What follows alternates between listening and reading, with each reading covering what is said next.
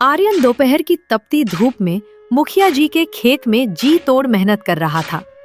पसीने से तरबतर होकर उसने कुदाल रोकी और हांफते हुए खुद से बोला, उफ, सुबह से दोपहर हो गई, कमर सीधी करने की भी फुर्सत नहीं मिली, शरीर टूट रहा है। एक काम करता हूँ, थोड़ी देर इस नीम के पेड़ की छांव में बैठ जाता हूँ। आर्यन अभी बैठा ही था कि मुखिया जी वहां धमक पड़े। वे चिल्लाकर बोले, अरे ओ आर्यन, मैं तुझे यहाँ आराम फरमाने के पगार नहीं देता। अगर ऐसे ही पेड़ से सटकर बैठा रहेगा तो खेत का काम क्या तेरा बाप आकर करेगा, है? आर्यन ने विनम्रता से कहा, अरे मुखिया जी, सुबह से लगातार काम ही तो कर रहा था, सोचा 2 पल सुस्ता लूं। आप तो नाहक ही मुझ पर आरोप लगा रहे हैं। मुखिया जी की आंखें लाल हो गईं। आरोप? एक तो मैंने तुझ पर तरस खाकर काम दिया, वरना सारा गांव तो तुझे और तेरे परिवार को मनहूस और श्रापित कहता है। ऊपर से तू मुझसे जुबान लड़ा रहा है। नहीं मुखिया जी, मैं जुबान नहीं लड़ा रहा, आपको गलतफहमी हुई है। मैं बस अभी बैठा ही था और आप आ गए। मुखिया जी का गुस्सा 7वें आसमान पर पहुंच गया। उन्होंने आर्यन के गाल पर एक जोरदार थप्पड़ जड़ दिया और दहाड़े, निकल जा, अभी और इसी वक्त मेरे खेत से निकल जा। जाकर अपनी उस बंजर जमीन पर खेती कर जहां अनाज का एक दाना तक नहीं उगता। चल, दफा हो यहां से। आर्यन मिन्नतें करता रहा, पर मुखिया जी ने उसे बाहर निकाल दिया।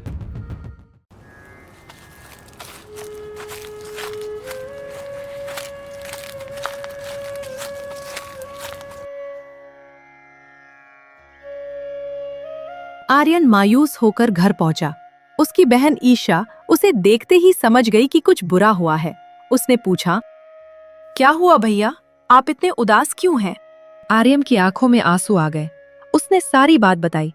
ईशा क्रोधित होकर बोली, न जाने हमारे परिवार पर ऐसा कौन सा श्राप है कि हमारे इतने बड़े खेत में घास का तिनका तक नहीं पनपता। बदकिस्मती देखो, हमें दूसरों की गुलामी और अपमान सहना पड़ता है। अब क्या होगा? घर में राशन भी खत्म होने वाला है। तू चिंता मत कर ईशा, कल मैं फिर काम की तलाश में निकलूंगा।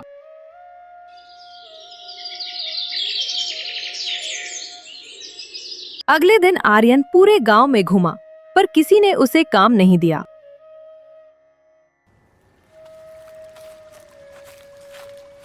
हार कर वह एक नदी के पास बैठ गया। तभी वहां गांव का दबंग विक्रम आया। विक्रम आर्यन से बहुत चिढ़ता था। उसने तंज कसा, क्यों आर्यन, आज तो पूरा गांव तुझे दुत्कार रहा है। कैसा लग रहा है? मजा आ रहा है? पर तुम्हें कैसे पता कि मुझे काम नहीं मिल रहा? क्योंकि मैंने ही सबको मना किया है। मैं नहीं चाहता कि तेरा श्रापित परिवार इस गांव में रहे। तू और तेरी बहन यहां से चले जाओ, इसी में भलाई है। आर्यन का खून खौल उठा। तुम्हें हमसे इतनी चिढ़ क्यों है? हमने तुम्हारा क्या बिगाड़ा है? क्योंकि तेरा परिवार मनहूस है। अगर तू मर्द है तो अपनी उस बंजर जमीन पर फसल उगा कर दिखा। अगर तूने 1 महीने में वहां हरियाली ला दी तो मैं मान जाऊंगा कि तेरा परिवार श्रापित नहीं है। आर्यन ने चुनौती स्वीकार की। ठीक है, मुझे 1 महीने की मोहलत दो। मैं उस बंजर जमीन का सीना चीर कर अनाज उगाऊंगा।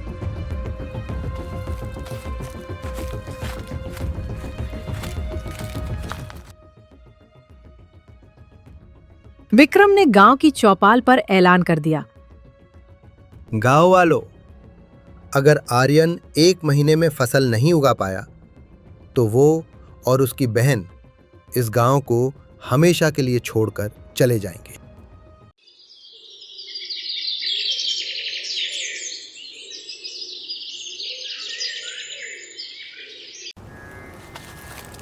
आर्यन ने पड़ोस के काका से कुछ पैसे कर्ज लिए और उनके बैल उधार मांगकर खेत जोतना शुरू किया।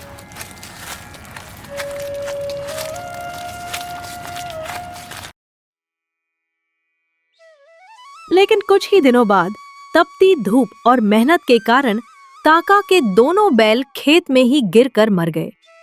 मैंने गांव वालों के खिलाफ जाकर तेरी मदद की और तूने मेरे बैल मार डाले। मुझे अभी के अभी मेरे बैल वापस चाहिए, वरना अंजाम बुरा होगा।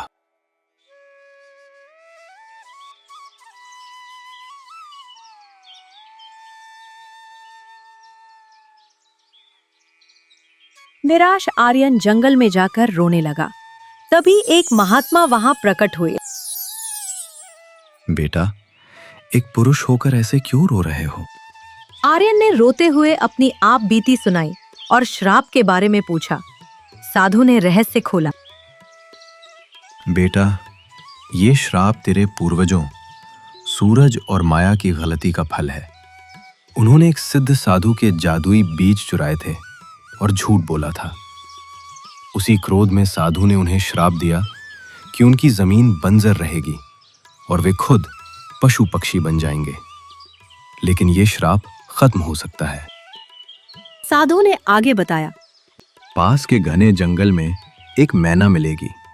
वो तुझे एक जादुई बैल के पास ले जाएगी। वही तेरी मदद करेंगे।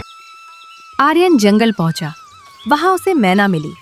मैना उसे एक तालाब किनारे ले गई, जहां एक उदास बैल खड़ा था।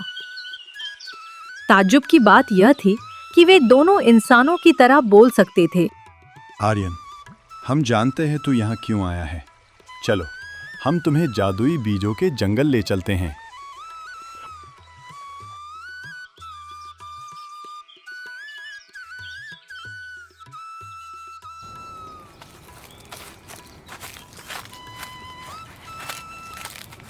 आर्यन वहां से अनोखे बीज ले आया। बैल की मदद से उसने रात भर में अपना खेत जोता और बीज बोए।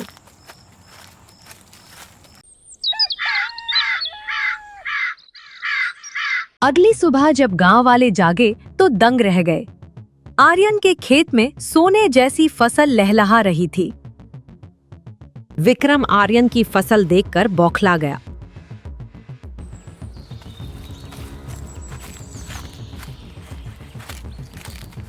एक दिन विक्रम आर्यन का पीछा करते हुए उस जादुई जंगल तक पहुंच गया। वहां दो तरह के बीज थे, एक साधारण जो भरपूर फसल देते थे और दूसरे स्वर्ण बीज जो सोने की फसल देते थे। बैल ने आर्यन से पूछा, आर्यन, तुम कौन से बीज चुनोगे, सोने वाले या अनाज वाले? मुझे सोना नहीं चाहिए। मैं अनाज बीज उन गरीब किसानों में बांटना चाहता हूँ जिनकी ज़मीनें सूखी हैं। मैं उनका दर्द समझता हूँ। तू मूर्ख है आर्यन। मैं ये सोने के बीज लूंगा। जैसे ही विक्रम ने ये बोला, बैल के शरीर से जादुई किरणें निकली और विक्रम को जकड़ लिया। मुझे माफ कर दो। मेरे पीछे मेरा परिवार भूखा मर जाएगा। मुझे बचा लो। आर्यन को दया आ गई। उसने बैल से प्रार्थना की, नंदी महाराज, इसे क्षमा कर दीजिए। तभी अचानक से विक्रम जादुई बंधन से आजाद हो गया। आर्यन, तूने अपनी निस्वार्थ भावना से इस श्राप को काट दिया है। तेरे पूर्वज अब आजाद हैं।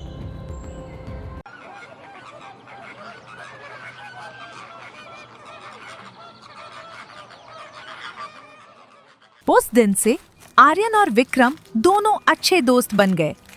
अब वो दोनों गांव के गरीबों की मदद करने लगे।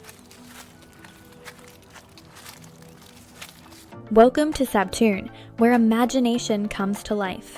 Dive into vibrant stories and creativity. Your destination for amazing animated adventures, captivating characters, and visual storytelling. Join cartoon lovers. Like and subscribe to Sabtoon for more content.